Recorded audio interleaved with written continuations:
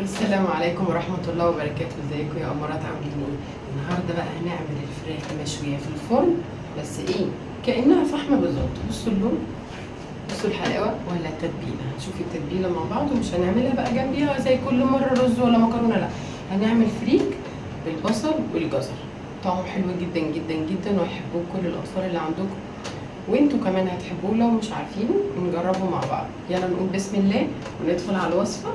كمان هوريكم دلوقتي في مقطع كده قد ايه الفراخ دايبه دوب. انا كمان طريقه حلوه جدا جدا، والفرخه دي كبيره، دي 2 كيلو مش صغيره. هتعجبكم جدا قوي قوي قوي. يلا نقول بسم الله وعلى الوصف. ازيكم يا امارات؟ يلا بينا نبدأ وصفتنا. هنجيب الخلاط والمكونات بتاعتنا عشان تتبيلة الفراخ المشوية الحلوة: طماطماية كبيرة او 2 وسط، وبصلتين وسط او واحدة كبيرة. وده بقى فلفل يا جماعة، الوان اصفر واخضر واحمر، خلاص نص نص، وواحدة فلفل اخضر كاملة. خلاص الفلفل الاصفر والاحمر عشان كبير. تمام. التوابل: فلفل اسود والحبهان، ورق اللورة، وشوية كركم، وحبة كزبرة. تمام. والملح. واحط يا جماعة شوية دبس رمان، حبة مش كتير، حبة بسيطة كده تدي لون حلو. وحبة صويا صوص، يعني معلقة أو معلقة. تمام. زودت شوية صويا صوص كده. خلاص. نبتدي بقى نضربهم. طبعا هحط زيت، مش هحط كتير، هحط معلقة لأن أنا هعتمد بس على على الدهون بتاعة الفرخ. وهحط شوية بابريكا، وهحط معلقة صلصة كبيرة. تمام. هضرب كل ده في الخلاط يا جماعة. وأكون طبعا غسلة الفرخة غسلة حلوة، وهخليها بوضعية الشوي. يعني هقصها كده من تحت وخليها مفرودة كأنك هتحطيها في الشواية، بس هنخليها سليمة كده، وهندخلها الفرن. اهي الفرخة بتاعتنا مغسولة غسلة حلوة، وكبد والقوانص. خلاص. وانا مشققة يا جماعة اللحمة بتاع الصدر، خلاص، عشان تدخل جواه التتبيلة كويس قوي. دي فرخة كانت ما شاء الله 2 كيلو، فكان حجمها كبير، فشقيت شوية صدر عشان يتغلغل التوابل والتتبيلة جواه. هبتدي بقى ادلق عليها التتبيلة. حابة تبيتيها في التتبيلة دي من بالليل، تبقى حلو جدا، تشرب منها اكتر. مش حابة فمفيش مشكلة، تعمليها بس قبلها بساعتين، لان لازم تقعد في التتبيلة دي حبة حلوين.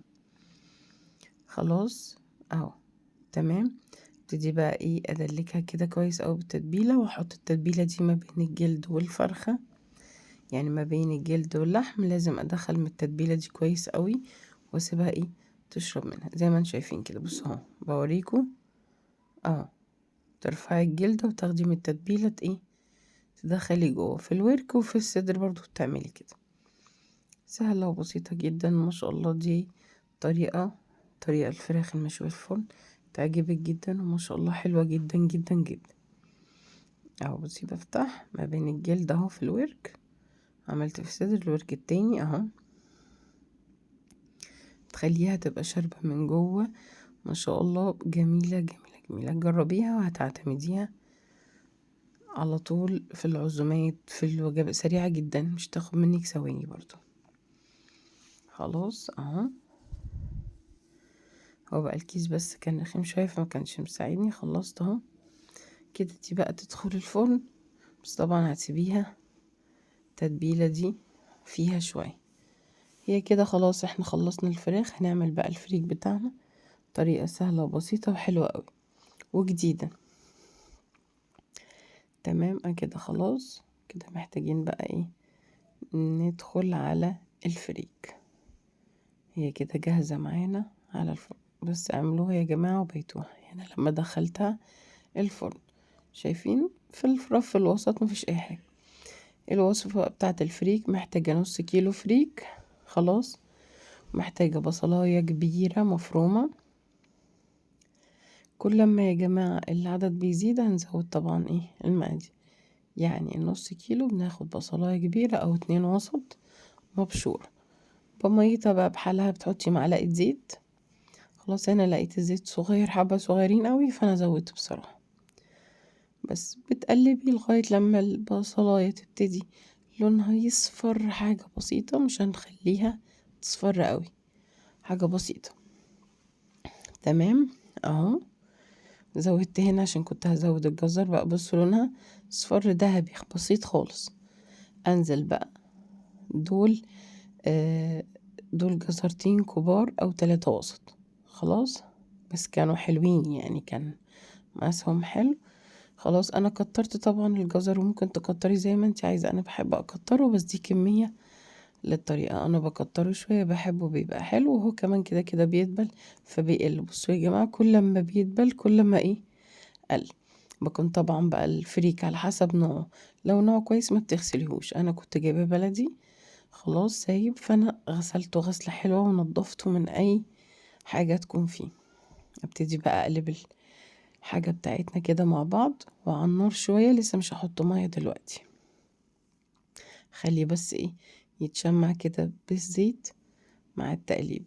طبعا بعمله بالزيت عشان يكون مفلفل كده وحلو زي الرز. التتبيله بقى بتاعته هحط واحده ماجي، خضار يا جماعه خضار. تمام. هحط فلفل اسود حبه، خلاص معلقه صغيره، واحده ماجي. ملح طبعا حسب الرغبه، ملح بالذات على حسب رغبتك. انا دايما بحط ملح قليل، يعني بيبقى بالنسبه لي سهل ان انا احدق الحاجه حتى وانا باكل. لكن لو حادقه قوي بتبقى الاكله مننا باظت، ما بنعرفش نشيل منها الملح. الا لو خضار بنحط بطاطسايه تمتص الملح ايه منها. خلاص والله يا جماعه الاكله دي سريعه جدا بقى، يعني متاخدش وقت ومفيده جدا، والفريك مفيد جدا اكتر من الرز كمان. اهو ما شاء الله تمام اهو كده تمام. هحط الميه زي الرز بالظبط، اغطيه حاجه بسيطه واسيبه يغلي غلوه حلوه. او لما يبتدي الاقيه بيتشرب هغطيه واوطي عليه زي الشوربه، بس هفضل اقلبه زي الرز. اسفه، بس برضو هفضل اقلبه، مش هسيبه زي الرز وخلاص، لا هقلبه مره واتنين وتلاته. يا جماعه عايزه افكر كل ما اشتركش في القناه يشترك ويفعل الجرس، يكتب لي كومنت حلو ويقول لي بيتابعني منين. وتبارك الله ما شاء الله كده الفريق خلص معانا. ربنا يحسن ما بين ايديكم وايديا، ومستنى تعليقاتكم الحلوة الجديدة. بتتابعوني منين؟ ويا رب يعجبكم الوصفة.